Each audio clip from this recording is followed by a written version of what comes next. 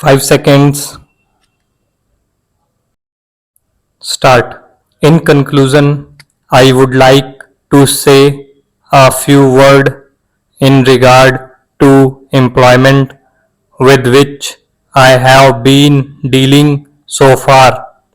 According to the figures supplied, the number of displayed persons from Bangladesh employed through employment exchanges is only 37,000.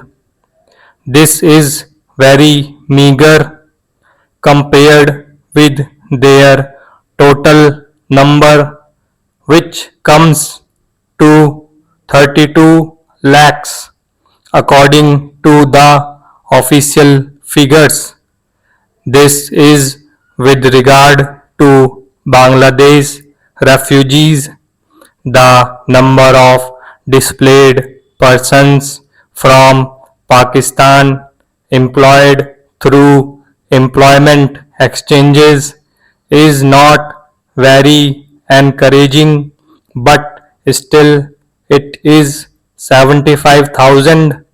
I would urge upon the Honorable Minister to take this into consideration and see that something is done to find employment for these people.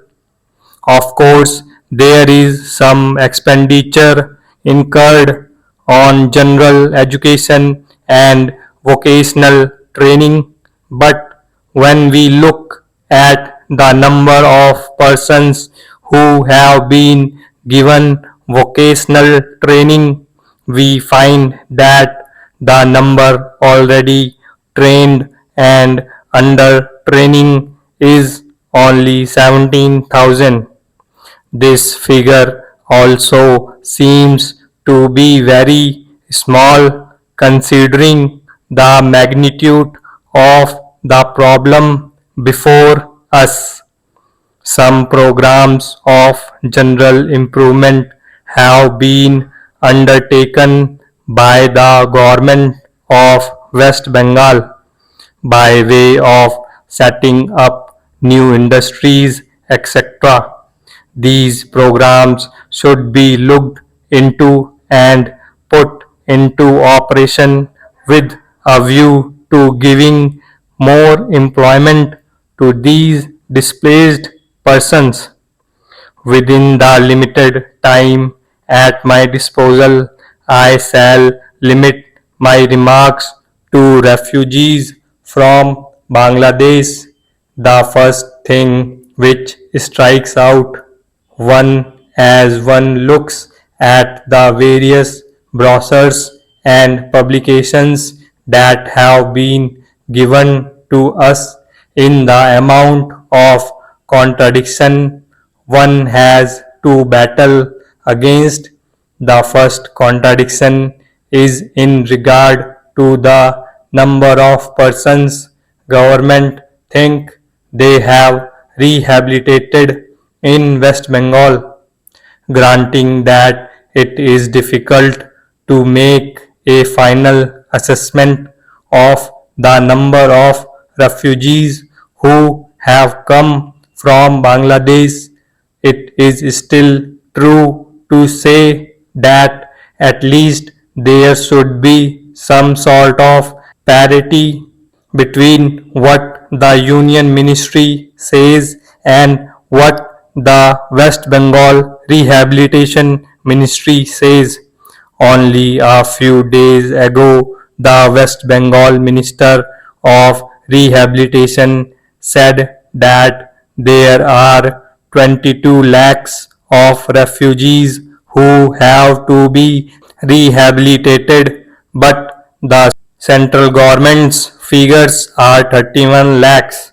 Unless the government know the number of people they have to budget for, it is rather bewildering to know how they mean to plan in bringing about their rehabilitation.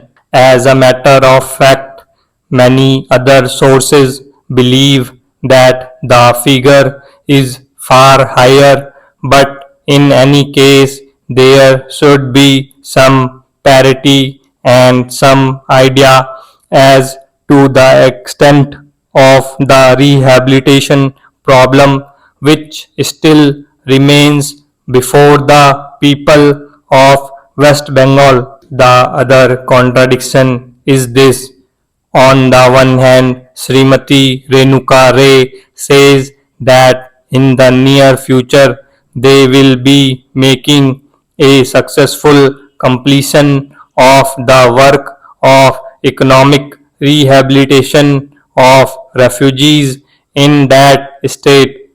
But only last year, Sri A.P. Jain said that as yet the problem of the displaced persons from Bangladesh was a matter which was giving some concern. I really do not understand why, in spite of Sri A.P. Jain recognizing that the problem is still quite serious, Srimati Renuka Ray should have made such a statement. Yet, when we heard the Honorable Finance Minister, we find that there has been a big shortfall in rehabilitation budget. I think that if the fact finding committee's report had been published, the assessment that we have rehabilitated about 50% of the people of Bangladesh who came over a displaced persons would have become quite clear in regard to its incorrectness.